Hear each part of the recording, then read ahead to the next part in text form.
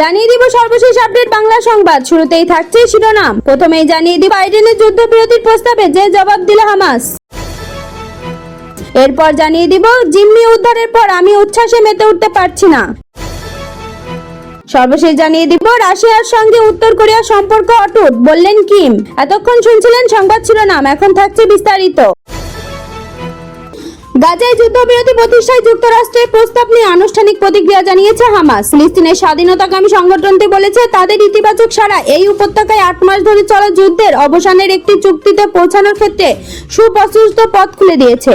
তারা চায় এমন এক যুদ্ধবিরতি যার মধ্যে দিয়ে গাজায় বৈরিতা স্থায়ী অবসান ঘটবে। হামাসের এমন ইতিবাচক মনোভাবের পরই এই সংগঠন বা ইসরায়েল কোনো পক্ষ চুক্তি সইয়ের ব্যাপারে প্রকাশ্য প্রতিশ্রুতি ব্যক্ত না করায় ওই প্রস্তাবের ভবিষ্যৎ অনিশ্চিত বলে বিশ্লেষকরা জানাচ্ছেন। গত 31 মে মার্কিন প্রেসিডেন্ট জো বাইডেন ঘোষিত গাজা যুদ্ধবিরতি প্রস্তাবের ওপর গতকাল মঙ্গলবার ওই আনুষ্ঠানিক প্রতিক্রিয়া জানায় হামাস। তবে ইসরায়েল বলছে এই সারা প্রস্তাবটি প্রত্যাখ্যান করাই শামিল। কেননা হামাসের একজন কর্মকর্তা বলেছেন বর্তমান পরিকল্পনায় তাদের দীর্ঘদিনের দাবির প্রতিফলন নেই। প্রস্তাবের ওপর হামাসের প্রতিক্রিয়া পাওয়ার কথা জানিয়ে গাজা যুদ্ধবিরতি প্রতিষ্ঠার প্রচেষ্টার মধ্যস্থকারী মিশর ও কাতার, তবে এর বিষয়বস্তু প্রকাশ করা হয়নি। আজ বুধবার হামাসের রাজনৈতিক ব্যুরো সদস্য ইজ্জাত আল রিশক বলেন, এক বিবৃতিতে হামাস যে জবাব দিয়েছে তা দায়িত্বশীল, গুরুত্বপূর্ণ, ইতিবাচক। এটি যুদ্ধবিরতির বিষয়ে চুক্তি সইয়ের এক সুপ্রশস্ত পথ খুলেছে। আগের দিন মঙ্গলবার নাম প্রকাশে অনিচ্ছুক হামাসের আরেকজন কর্মকর্তা রাইটার্সকে বলেছেন প্রতিক্রিয়া হামাসের অবস্থান পুনর্ব্যক্ত করা হয়েছে। তাদের অবস্থান হলো এই যুদ্ধবিরতির মধ্যে দিয়ে গাজায় বৈরিতার স্থায়ী অবসান, ইসরায়েলি সেনাদের প্রত্যাহার, গাজা উপত্যকায় পুনর্গঠন ও ইসরায়েলি কারাগারে থাকা ফিলিস্তিনি বন্দীদের মুক্তি দিতে হবে। এই কর্মকর্তা আরো বলেন, আমরা আমাদের আগের অবস্থানই পুনর্ব্যক্ত করছি। আমি মনে করি এর মধ্যে বড় ধরনের কোনো ফারাক নেই। বল এখন ইসরায়েলের কাছে। ইতোমধ্যে যুক্তরাষ্ট্র জানিয়েছে ইসরায়েল তাদের প্রস্তাব গ্রহণ করেছে, যদিও ইসরায়েল প্রকাশ্যে এমন কিছু বলেনি। সম্প্রতি জাতিসংঘের নিরাপত্তা পরিষদ বাইডেনের এই প্রস্তাব প্রায় সর্বসম্মতিক্রমে পাশ হয়েছে। প্রস্তাবটির পক্ষে ভোট পড়ে 14টি, বিপক্ষে কোনো ভোট না পড়লেও মার্কিন সমর্থিত প্রস্তাবটি নিয়ে রাশিয়া ভোটদানে বিরত ছিল। এই প্রস্তাব পাশ হওয়া সত্ত্বেও গাজায়, বিশেষ করে এর কেন্দ্র ও দক্ষিণাঞ্চলে পুরোদমে তাণ্ডব চালিয়ে যাচ্ছে ইসরায়েল। এতে প্রতিদিনই ঘটছে ব্যাপক প্রাণহানি।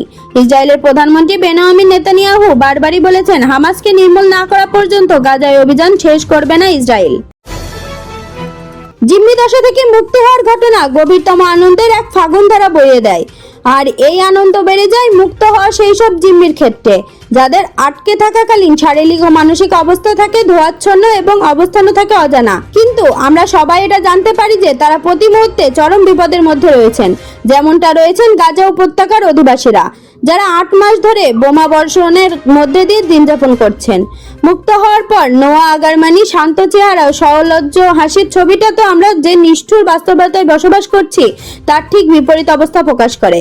সেই কারণেই তিনি যেন সংহিতার এক দৃঢ় প্রত্যয়ের সূচনা করেছেন। এই তরুণী গিয়েছিলেন একটি সঙ্গীতানুষ্ঠান উপভোগ করতে। তার তো অপহৃত হয়ে দিনের পর দিন এক জীবন্ত নরকে বসবাস করার কথা ছিল না যে তিনি হাসি খুশি ভাবে ও নিরাপদে নিজ বাড়িতে ফিরে যাবেন। মোটা দাগে বললে হামাসের হাতে আটক হওয়া জিম্মিদের পরিবারগুলোর অশেষ যন্ত্রণা যে কারো ভেতর হোক তিনি নিজে একজন আরব বা ইহুদি গভীর এক সংহিতবোধ তৈরি করবে, তার হৃদয়ে সমবেদনা জাগাবে। কিন্তু 4 জন ইসরায়েলি জিম্মির বন্দিদশা থেকে ছুটে আসার ঘটনায় যে স্বস্তির নিঃশ্বাস ফেলা গিয়েছিল তা দ্রুতই হাওয়ায় মিলিয়ে গেছে। যত যাই হোক, ফিলিস্তিনি কর্তৃপক্ষের হিসাব অনুসারে যখন এই মুক্তির মূল্য অন্তত 270 জন নিহত ও প্রায় 700 জন আহত হওয়া, তখন কিভাবে খুশি হওয়া সম্ভব? আর এদের বেশিরভাগই বেসামরিক নাগরিক। ইসরায়েলে গত শনিবার গাজায় নুসাইরাত শরণার্থী শিবিরে অভিযান চালিয়ে 4 জিম্মিকে জীবিত উদ্ধার করে। 2 ঘন্টার এই অভিযানে ইসরায়েলি সেনাবাহিনীর পাশাপাশি বিমান বাহিনীও অংশ নেয়। এতে শিশু ও অন্যান্য বেসামরিক ব্যক্তি সহ 274 জন ফিলিস্তিনি নিহত হয়েছে। আমার সামনে যখন 270 জন মানুষের মৃতদেহ পড়ে আছে তখন কিভাবে খুশি হতে হয় তা না জানার জন্য আমাকে ক্ষমা করবেন। যখন নেপথ্য থেকে শত শত আহত মানুষের যন্ত্রণাকাতর আর্তনাদ ভেসে আসছে তখন রাস্তায় নেমে নাচানাচি করতে না পারার জন্য আমাকে ক্ষমা করবেন। টেলিভিশনের পর্দায় যেসব দৃশ্য দেখছি তা আমার চুল খাড়া করে দিয়েছে। শত শত নারী, পুরুষ ও শিশুর ক্ষতবিক্ষত রক্তাক্ত দেহ, যাদের অনেকেই মারা গেছেন আবার বাকিরা যন্ত্রণাময় মৃত্যুর পথচারী হয়ে গেছেন। আমারও আরো অনেক ইহুদি ও আরবের সমস্যা হলো যে আমরা উভয় দিকে আটকে গেছি। একজন ফিলিস্তিনি বা একজন ইসরায়েলি যেই করুক না কেন তাদের যে কোনো অন্যায় আচরণ আমাদের ক্ষুব্ধ করে তোলে। তাই এখন বোধহয় সময় এসেছে নতুন একটা পর্যায়ে যাওয়ার, আর তা হলো উভয় দিক ছেড়ে যে কোনো একদিকে যাওয়া, তাতে অন্য দিকেরটা উপেক্ষা করে শুধু নিজের দিককার বেদনা অনুভব করা যাবে। আমরা নিরুপাত্মক বোধের জন্য আমাদের ক্ষমা করবেন।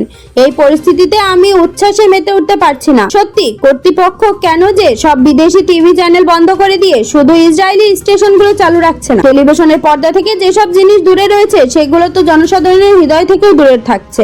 ইসরায়েলের জনগণ আছেন সুরক্ষার মধ্যে, তারা যন্ত্রণাকৃষ্ট চিৎকার শুনছেন না বা ওই রকম কোনো দৃশ্য দেখছেন না, তারা শুধু দেখছেন উচ্ছ্বাসের সমরা আর দেশপ্রেম। আমি অবশ্য বিস্মিত হচ্ছি এই ভেবে যে আমি কি একাই অপর পক্ষের বিয়োগান্তক ঘটনা অবলোকন করছি? আমি কি একাই শত শত নিহত আহত মানুষের দৃশ্য দেখছি? আমার অতিমাত্রা সংবেদনশীলতা কি নিহিত আছে আমার ধমনীর বয়ে যাওয়া ফিলিস্তিনের রক্তে?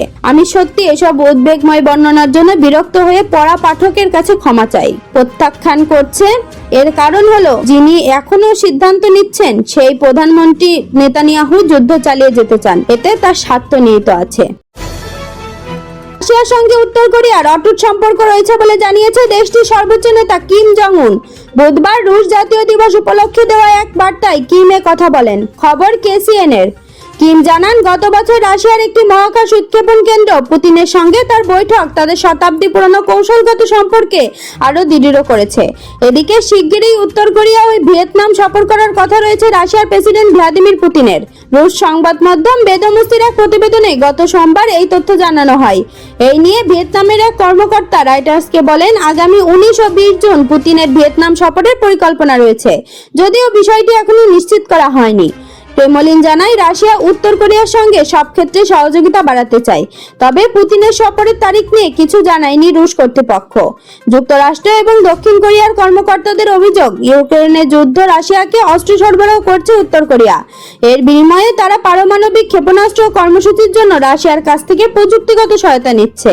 আজকের খবর এই পর্যন্তই। পরবর্তী খবর সবার আগে পেতে IDT নিউজ চ্যানেলটি সাবস্ক্রাইব করে রাখুন।